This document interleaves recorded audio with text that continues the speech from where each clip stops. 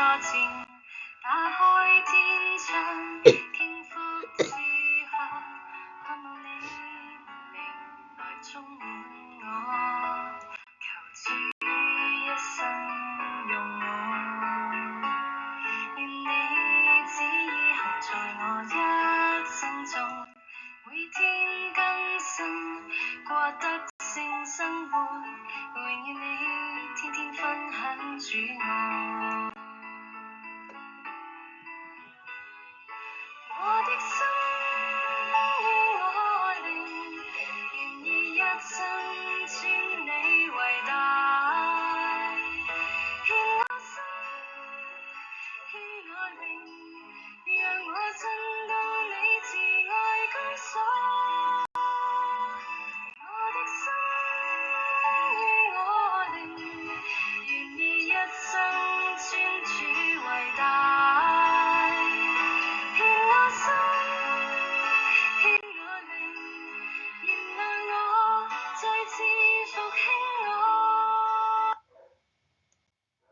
腓立比書2章19至30節，我靠主耶穌指望快打發提摩太去見你們，叫我知道你們的事，心裡就得着安慰。因為我沒有別人與我同心，實在掛念你們的事。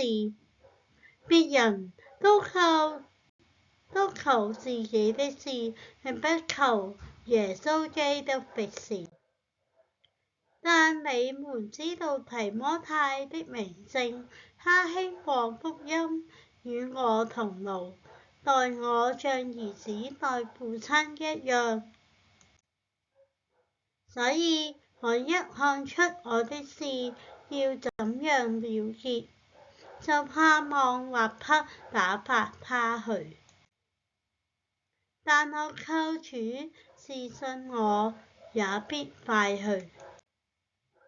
然而我想必須打發以巴弗提到你們那裡去，他是我的兄弟，與我一同做工，一同當兵，是你們所差遣的，也是供給我需用的。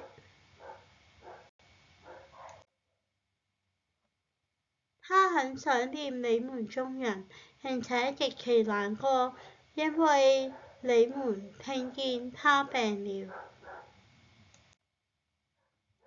他實在病了，幾乎要死，然而神憐恤他，不但憐恤他，也憐恤我，免得我憂上加憂。所以我越發急速打發他去，叫你們再見他就可以喜樂，我也可以少些憂愁。故此你們要在主裡歡歡樂樂地接待他，而且要尊重這樣的人，因他為基督的功夫幾乎要死，不顧性命，要補足你們供給我的不及之處。這是神的話。